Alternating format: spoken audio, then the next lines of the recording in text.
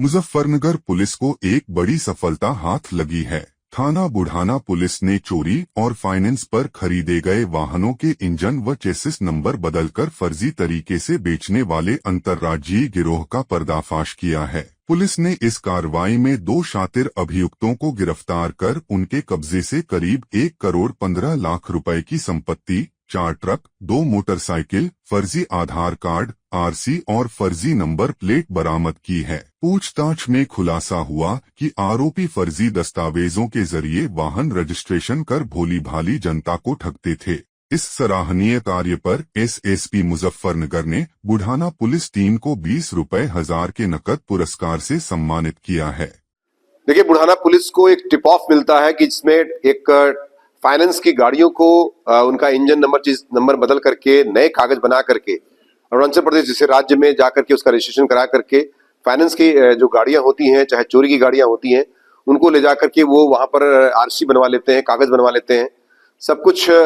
उसके बाद उसको जो उसका दाम होता है जिससे वो लेते हैं, उसका औने पौने दाम पे जो लेते हैं, उसको वहां पर बहुत ज्यादा दाम बढ़ा करके जो ओरिजिनल कागज बना करके उनको दिखा करके ऐसा बेचते हैं, जिससे 5 लाख रुपए, 4 ट्रक और 2 मोटरसाइकिल बरामद की गई हैं इसमें, और 5 लाख रुपए कैश भी बरामद किया गया है, मोबाइल बरामद किया गया है।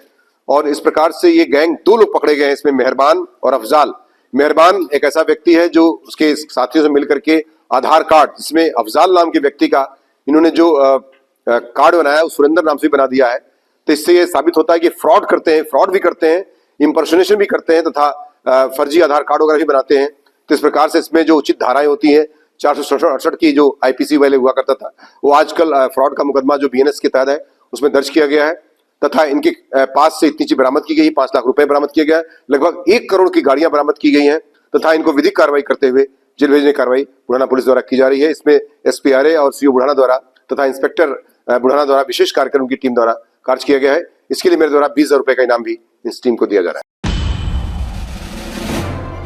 मुजफ्फरनगर के नगर कोतवाली क्षेत्र स्थित मोती महल में दिनदहाड़े लूट की सनसनीखेज घटना सामने आई है। शर्माजी ज्वेलर्स के मालिक सर्राफा व्यापारी से एक अज्ञात बदमाश सोने की 5 अंगूठियां छीनकर मौके से फरार हो गया। घटना के बाद पूरे बाजार में हड़कंप मच गया और भारी संख्या में लोग मौके पर जमा हो गए। पीड़ित व्यापारी घटना को लेकर नाराज दिखे, वहीं आसपास के व्यापारियों में भी आक्रोश नजर आया। सूचना मिलते ही पुलिस मौके पर पहुंची और आसपास लगे सीसीटीवी कैमरों की फुटेज खंगालते हुए आरोपी की तलाश में जुट गई है।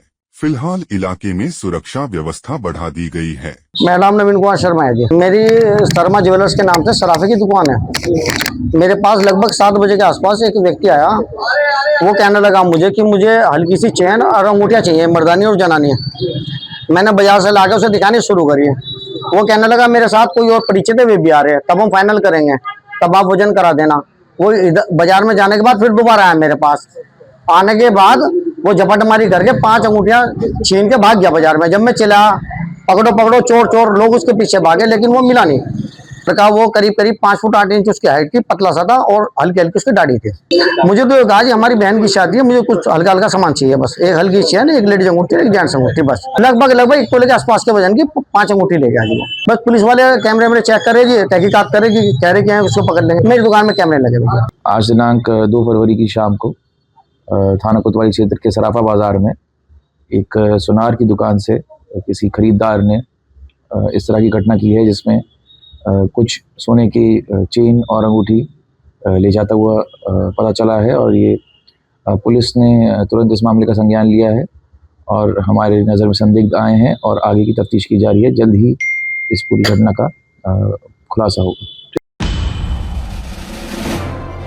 मुजफ्फरनगर में सोशल मीडिया पर कथित रूप से भड़काऊ सामग्री को लेकर शिवसेना युवा इकाई ने कड़ा रुख अपनाया है। शिवसेना युवा जिलाध्यक्ष शैंकी शर्मा के नेतृत्व में युवा इकाई के पदाधिकारी और कार्यकर्ता वरिष्ठ पुलिस अधीक्षक कार्यालय पहुंचे, जहां उन्होंने एक ज्ञापन सौंपकर कार्रवाई की मांग की। ज्ञापन में आरोप लगाया गया है कि एक इंस्टाग्राम आईडी और मोबाइल नंबर के जरिए हिंदू नेताओं के खिलाफ आपत्तिजनक और भड़काऊ भाषा का प्रयोग किया जा रहा है, जिससे समाज में रोष व्याप्त है।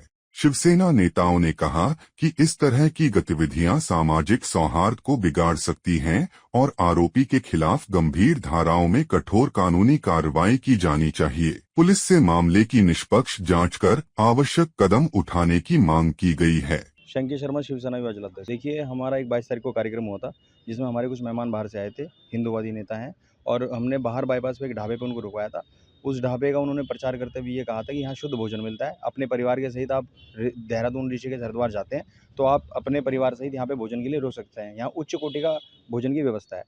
वो वीडियो वायरल हुई। उस वीडियो वायरल में एक जिहादी मानसिकता का एक व्यक्ति अरशद बालियान के नाम पे एक आईडी है, इंस्टा आईडी, उसने उस रिधिमा शर्मा जी के लिए अभद्र भाषा का प्रयोग किया, गंदी बातें बोली, अश्लीलता वाली बातें बोली। मैं आप मीडिया के सामने वो बोल भी नहीं सकता।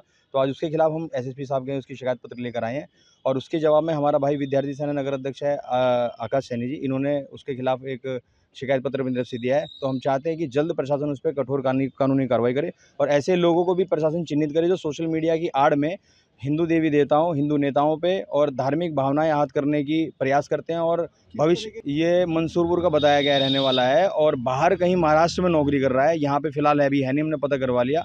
लेकिन ऐसे लोगों पे प्रशासन चिन्हित करके कार्रवाई करे जो भविष्य में ऐसे लोगों के कारण बड़ी घटना घट सकती है। समाज में रोष व्याप्त है। देखिए, धार्मिक भावनाएं सबकी बराबर है, अगर ऐसी धार्मिक भावनाएं आहत करेगा तो समाज में रोष प्रकट है। अगर जवाब में दूसरी तरफ से दूसरे वर्ग के लोग भी अगर जवाब देंगे तो आपसी में झगड़ा होने का, बड़ा विवाद होने का कारण बनेगा। साहब ने ठोस आश्वासन दिया है कि जल्द से जल्द इस व्यक्ति पे कानूनी कार्रवाई करते हुए मुकदमा पंजीकृत करके हम लोग इसे जहां भी होगा ये व्यक्ति उसे उठाने का प्रयास किया जाएगा।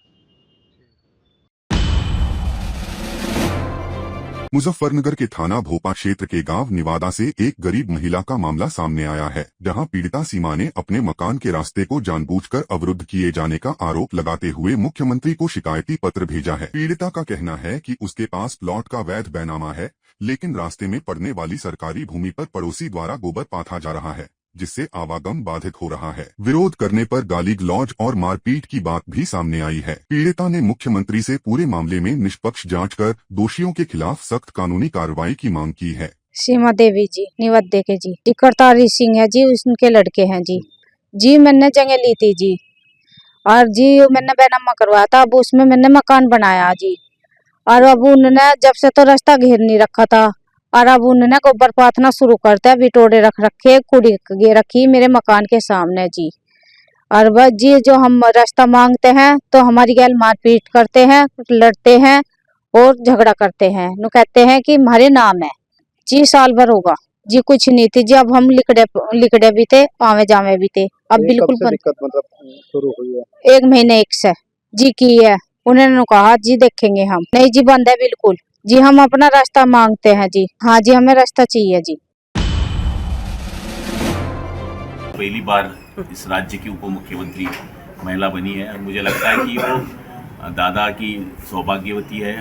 उनके भाई बहुत दिन तक महाराष्ट्र सरकार में मंत्री रहे, उनके भांजे भी यहाँ पर एमएलए, यानी उनका भी राजनीति से नाता बहुत गहरा नाता है। मुझे लगता है कि ये उप मुख्यमंत्री बनने के बाद दादा की जो लोगों में आस्था है वो आस्था पाने के लिए पूरा काम करेंगे। किसान और महिला और गरीब लोगों के लिए उन्होंने अच्छा काम किया है। और आप देखेंगे तो दवाई जो है, कैंसर की दवाई है या डायबिटीज़ है, अलग अलग से जो बीमारियां महाराष्ट्र में या देश में, उसके लिए भी जो कीमती है वो कम करने का काम ये सरकार ने किया है। किसान के लिए केंद्र बंधु रखकर ये बजट यहाँ पर सादर किया गया है। मुझे लगता है इसमें किसानों में बहुत खुशी है और जनता में भी खुशी है। तो उनके पास कोई बजट ही नहीं है, तो इसलिए टिप्पणी करना ही उनका काम है। देखिए, मैं समझता हूँ ये बहुत खुश होने की बातें नहीं है।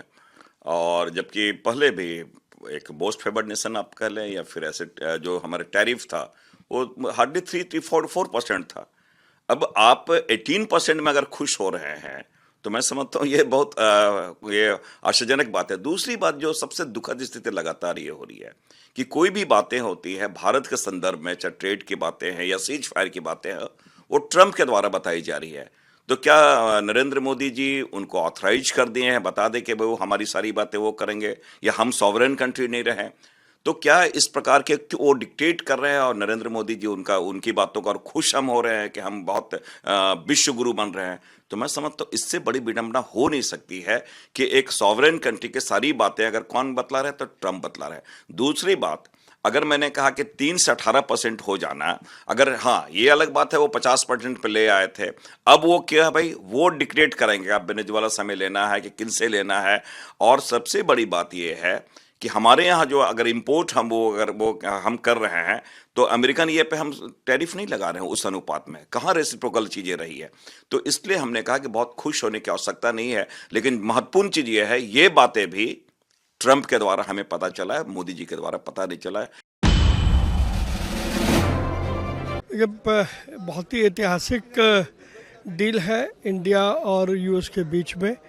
दोनों विश्व की सबसे बड़ी डेमोक्रेसी है और इस डील के होने से भारत के जो लघु उद्योग हैं एमएसएमई सेक्टर, उसमें ख़ास तौर पर फार्मास्यूटिकल्स, टेक्सटाइल, एफएमसीजी और इस प्रकार के जो हमारे उत्पाद हैं उनको अब अमेरिका का बाज़ार और अधिक तेज़ी के साथ उपलब्ध होगा। और इसके लिए मैं प्रधानमंत्री नरेंद्र मोदी जी के यशस्वी नेतृत्व को मानता हूं, जिसकी वजह से ये डील संभव हो पाई है। ये कांग्रेस का अपना दृष्टिकोण हो सकता है। कांग्रेस की हालत हम सब जानते हैं, वो बदहवास है, चारों तरफ से हार से निराशा के वातावरण वो डूबे हैं। देश में कोई भी अच्छी बात हो ये कांग्रेस को अच्छी नहीं लगती।